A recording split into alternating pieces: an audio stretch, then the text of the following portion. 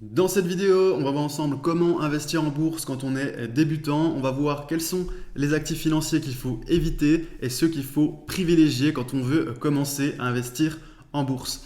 Mais avant, pensez à vous abonner à la chaîne si vous aimez mon contenu parce que j'ai plein d'autres vidéos dans ce style qui vont être publiées prochainement. En général, les débutants pensent que pour investir en bourse, il faut forcément acheter des actions. Alors je vais vous montrer dans un premier temps pourquoi acheter des actions en étant débutant, c'est une erreur. Et ensuite, on va voir ensemble quel est l'actif financier idéal pour investir en bourse quand on est débutant. Mais avant ça, on va voir les deux principaux problèmes auxquels sont confrontés les débutants. Donc les débutants, en général, ils ont deux problèmes. Le premier, c'est qu'ils ont peu de capital. Et le deuxième problème, c'est qu'ils ont des compétences qui sont faibles. C'est-à-dire que la plupart des gens, quand ils commencent à investir, ils ont quelques économies, donc quelques centaines d'euros ou quelques milliers d'euros au mieux. Donc peut-être que vous avez plus et tant mieux, mais en tout cas, si vous débutez en bourse, vous avez forcément peu de connaissances et vous n'avez pas envie forcément de devenir un investisseur professionnel. Mais je vais vous montrer justement qu'on n'a pas besoin d'être un expert en bourse pour gagner beaucoup d'argent grâce à ce placement. Donc le premier conseil que je peux vous donner, gardez-le bien en tête, c'est qu'au début, il faut éviter absolument d'acheter directement des actions. Donc le problème, c'est justement que certaines actions coûtent cher. Donc pour certaines, leur prix, elle dépasse les milliers d'euros. On va le voir juste après. Donc forcément, vous n'allez pas avoir les moyens d'acheter certaines actions qui coûtent cher et qui pourtant ont encore un gros potentiel de hausse. Le deuxième problème, si vous commencez par acheter des actions, c'est qu'au début, ça va être impossible de diversifier votre portefeuille boursier.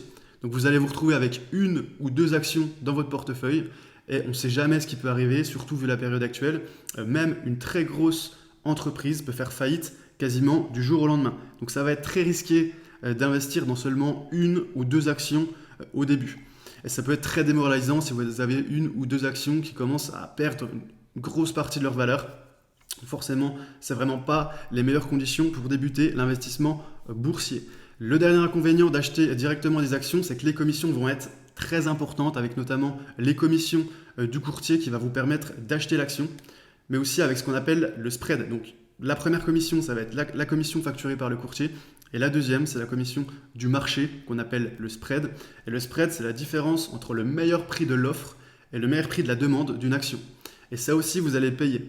Et ce qu'il faut savoir, c'est que certaines actions ne sont pas énormément échangées, donc ce spread, il peut être très important. Donc on va voir ensuite un exemple avec l'action Amazon. Donc on voit sur le graphique que l'action Amazon, elle coûte plus de 2000 $. Donc ça veut dire que si vous voulez acheter juste une action Amazon, vous allez devoir payer plus de 2000 €. Alors, c'est une très belle entreprise Amazon, je ne dis pas le contraire, mais vous voyez que si vous voulez investir en bourse en étant débutant, vous n'allez pas avoir forcément 2000 € de côté. Et même si vous avez ces 2000 €, je vous déconseille de mettre toutes vos économies sur une seule action. Même si c'est Amazon, voilà, c'est beaucoup trop risqué. Je vais vous montrer maintenant une astuce pour investir dans les meilleures entreprises du monde sans avoir à détenir la moindre action. Donc cette astuce, ça va être d'investir dans ce qu'on appelle les ETF. Et les ETF, c'est l'abréviation de Exchange Traded Fund. Donc ça veut dire fonds négociés en bourse en français. Donc la stratégie, clairement, ça va être d'investir dans un fonds qui investit lui-même directement sur les marchés financiers. L'intérêt, ça va être de pouvoir investir dans un fonds qui détient par exemple toutes les actions du CAC 40. Donc les actions du CAC 40, c'est tout simplement les 40 plus grosses entreprises françaises cotées en bourse, ou par exemple le S&P 500 qui sont les 500 plus grosses entreprises américaines cotées en bourse. Donc on va pouvoir bénéficier du rendement des actions sans avoir à acheter la moindre action. Donc le rendement peut être très intéressant. En clair, par exemple, si le CAC 40 gagne 1%, bah vous gagnerez 1%. Si le S&P 500 gagne 1%, pareil, votre capital augmentera de 1%. Donc ça permet aussi, ce qu'il faut savoir, c'est que ça permet aussi de prendre moins de risques que si on avait investi dans une seule action, parce que ça permet justement d'être diversifié. Donc c'est comme si on avait en fait investi dans des dizaines, voire dans des centaines d'actions, sauf qu'on a forcément un prix d'entrée qui est beaucoup moins important. Justement, le prix d'entrée, c'est l'autre avantage, c'est la possibilité d'investir dans ces ETF à partir de 300 € en moyenne. Donc voilà, c'est très intéressant, même pour les petits épargnants.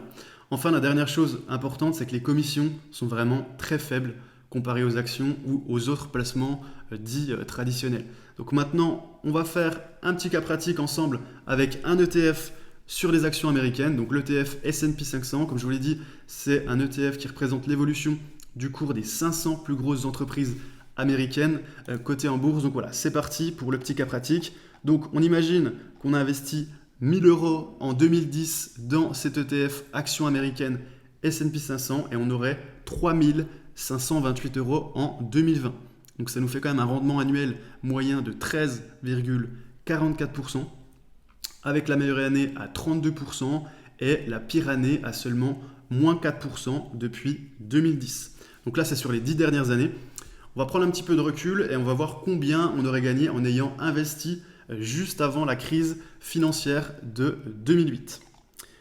Donc même en ayant investi, vous voyez, là c'est depuis 2008, donc même en ayant investi 1000 euros au début de l'année 2007, on aurait 2962 euros en 2020. Donc ça fait quand même un rendement annuel de plus de 8%, avec la meilleure année à 32% et la pire année à moins 36%. Donc vous voyez que même en ayant investi au pire des moments, juste avant la crise financière de 2007, on passe quand même de 1000 euros début 2007 à 2962 euros en 2020.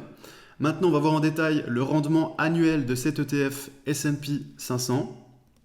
Alors vous voyez que là qu'on a 11 années positives sur 13 depuis 2007, que l'année de la crise de 2008, donc on est à moins 36%. On a aussi une autre année négative en 2018 avec moins 4,56%, mais sinon on n'a que des années positives, avec notamment 2 années à plus de 30% en 2013 et en 2019, et on a aussi 6 années à plus de 10% de rendement. Donc vous voyez qu'en termes de rendement, c'est très dur de trouver mieux qu'un ETF sur les actions. Voilà, en tout cas j'espère que vous avez appris plein de choses dans cette vidéo. Mettez un like et un commentaire si c'est le cas, et si vous êtes intéressé par la bourse, je vous invite à rejoindre gratuitement le club privé Liberté Financière. Alors qu'est-ce que c'est ? Le club privé Liberté Financière, c'est une formation gratuite par email que vous allez recevoir chaque matin. C'est des emails que je rédige en général la veille pour le lendemain, dans lesquels je donne notamment des astuces pour gagner plus d'argent et pour apprendre à investir. Donc cliquez sur le lien dans la description pour vous inscrire gratuitement au club privé Liberté Financière. Et moi je vous dis à bientôt dans une prochaine vidéo.